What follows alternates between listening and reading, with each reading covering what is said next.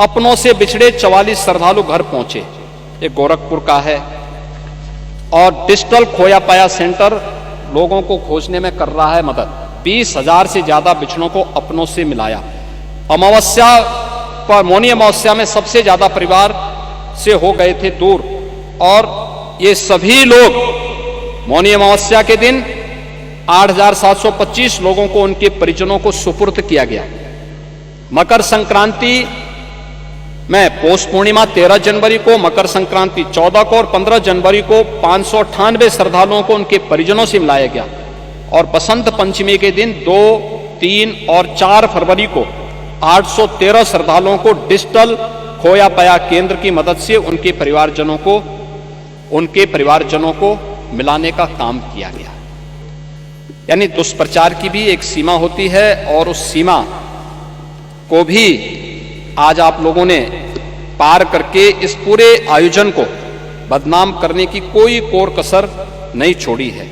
और इसलिए महोदय, जो भी आयोजन प्रयागराज में आयोजित हो रहा है, उस पूरे आयोजन के प्रति प्रदेश की सद्भावना है, प्रदेशवासियों का सहयोग है।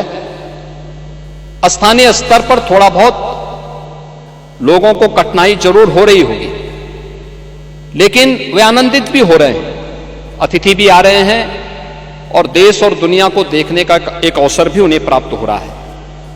इसके साथ ही इस आयोजन के साथ महोदय, मुझे बताते हुए यह भी एक मैं थोड़ा बताना चाहूंगा कि यह आयोजन दुनिया का सबसे बड़ा आयोजन कैसे बन चुका है। दुनिया के जो सबसे बड़े आयोजन है, जिसमें जर्मनी का अक्टूबर फेस्ट, इसमें 72 लाख पर्यटक आते हैं। रियो कार्निवल ब्राजील का है, इसमें 70 लाख पर्यटक आते हैं। और हज मक्का में 25 लाख श्रद्धालु पहुंचते हैं। ये कुल दुनिया की आयोजन की स्थिति है। और अकेले महाकुंभ अभी 1 सप्ताह बाकी है, 56 करोड़ की सीमा लांघ चुका है। महोदय, भारत और चीन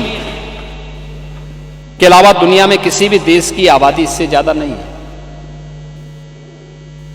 यूरोपीय संघ की जो आबादी है वह कुल है 44 करोड़ 90 लाख। महाकुंभ में उससे भी ज्यादा लोग पहुंच चुके हैं। संयुक्त राज्य अमेरिका की आबादी है 34 करोड़ 66 लाख। उससे ज्यादा लोग महाकुंभ में आ चुके हैं। पाकिस्तान, बांग्लादेश, इनकी टोटल आबादी को भी जोड़ देंगे, उससे भी ज्यादा हमारे महाकुंभ में लोग आ चुके हैं। अकेले प्रयागराज उसको अपने साथ जोड़ रहा है।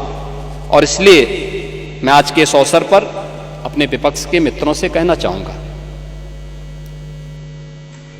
आप इसके लिए सदन में मुद्दा उठा सकते हैं, हमें कोई आपत्ति नहीं, हम रोक भी नहीं सकते, लेकिन शब्दों की मर्यादा का ध्यान जरूर रखें जब आप सोशल मीडिया में या मीडिया में कोई वक्तव्य देते हैं।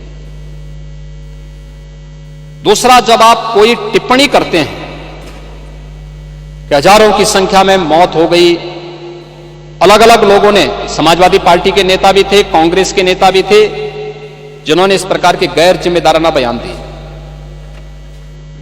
हमें उन तथ्यों को देखना चाहिए जो मैं कह रहा हूं कि डिजिटल कुंभ, जिनको आप मृतक बता रहे हैं, जिसमें एक प्रयागराज के महोदय, एक प्रयागराज के ही सज्जन है, हम उनका भी दे रहा हूं, भगदड़ में जिसे मृत माना वो 13वें के दिन घर पहुंचा। ये प्रयागराज के हैं, है ना। अब उसके बाद भी ये सज्जन आपके जीरो रोड के खूंटी गुरु के घर लौट आए। यानी ये मौनी अमावस्या के स्नान पर भगदड़ के बाद से लापता थे। हादसे में लापता खूंटी गुरु को मृत मानकर उनकी 13वीं की तैयारी हो चली थी। शाम को भोज के लिए मोहल्ले में तैयारी चल रही थी कि तभी तक वो ई रिक्शा से उतरे और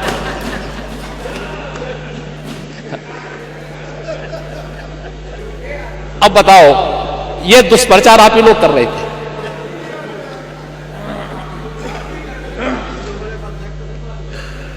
आप देखिए कि खूंटी गुरु कई दिनों से घर नहीं लौटे थे और 13वीं में 13 ब्राह्मणों को भोज कराने की तैयारी हो रही थी।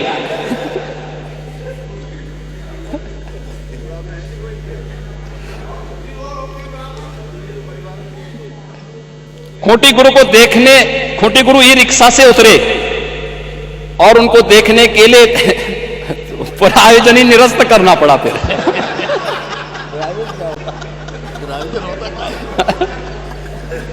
आने में लोग स्वागत हो। तो मैं आप सबसे कहना चाहूंगा, ये 20,000 लोग हैं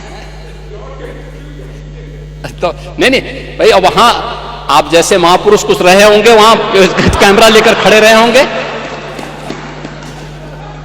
होंगे देखने के लिए कि अब इसके बाद लोगों के कमेंट लेंगे, लोगों से बुलवाएंगे कि देखिए साहब सरकार कोई व्यवस्था नहीं कर पाई, हो गया।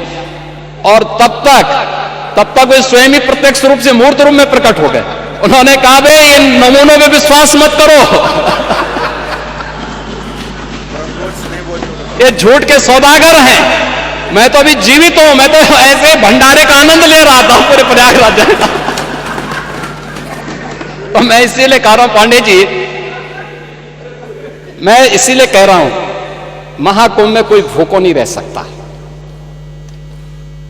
और हिंदुस्तान का पेट इतना बड़ा है, हमारी तो परंपरा है। अब गुरुद्वारा में जाइए, किसी मठ में मंदिर में जाइए, लंगर फ्री में चलते हैं।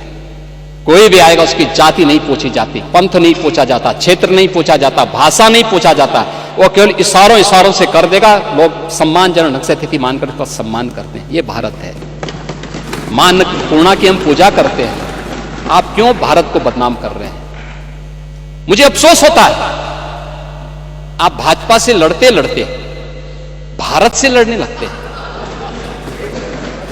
मैं एक वक्तव्य आपका दिखा रहा हूं, आपके समाजवादी पार्टी के अध्यक्ष का वक्तव्य है, और वो वक्तव्य है बहुत दुर्भाग्यपूर्ण वक्तव्य है। ये वक्तव्य है श्री अखिलेश यादव का। महोदय, उन्होंने कहा है कि हमारा देश कभी विकसित भारत नहीं बन सकता। ये देखो ना, ये क्या है? ये यानी एक राजनीतिक दल अपने देश के प्रति इतनी दुर्भावना रखता है, और इसलिए देश अब इस बात को कहने लग गया है कि अगर श्री राहुल गांधी की उपस्थिति भाजपा की जीत की गारंटी है, तो उत्तर प्रदेश में से अखिलेश यादव की उपस्थिति भाजपा की जीत की निश्चित गारंटी है।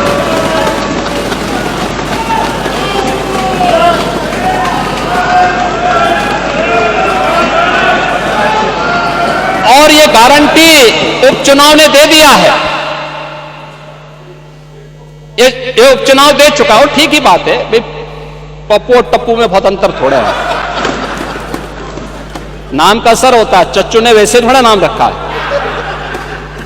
और ठीक है चच्चू भी शांत हैं, लेकिन समय आने पे अपना ओस दिखाएंगे।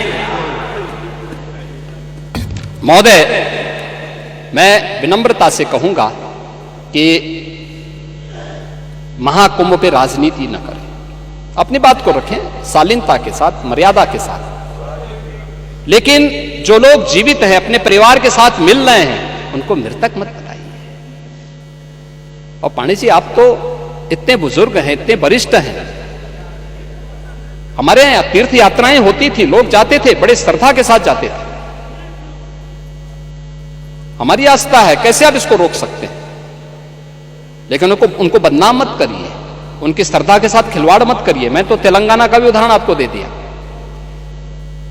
उत्तर प्रदेश का मैंने दिया, गोरखपुर का मैंने दिया, प्रयागराज का मैंने दिया। और जो लोग प्रयागराज में भगदड़ के शिकार हुए हैं या फिर विभिन्न रोड एक्सीडेंट के शिकार हुए हैं, सरकार की पूरी संवेदना है, सरकार उनके साथ खड़ी होगी।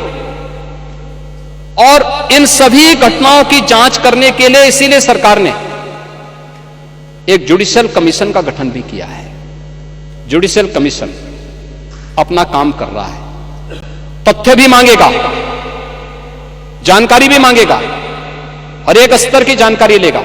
और मैं इस सदन को इस बात के लिए आश्वस्त करना चाहूंगा, इस बात के लिए आश्वस्त करूंगा कि प्रयागराज भगदड़ का कोई गुनाहगार होगा तो बख्शा भी नहीं जाएगा। कोई भी होगा, कहीं भी छुपा होगा, किसी भी स्तर पर होगा और कितना भी बड़ा क्यों ना हो, वह किसी भी स्थिति में बचेगा नहीं। ये मैं आप लोगों को आश्वस्त करता हूं, पूरे सदन को आश्वस्त करता हूं। लेकिन मैं आपसे इस बात में विनम्र अपील भी करूंगा, आयोजन किसी पार्टी का, किसी सरकार का नहीं है। सरकार ने अपनी जिम्मेदारियों का निर्वहन किया है, प्रशासन अपनी जिम्मेदारियों का निर्वहन कर रहा है।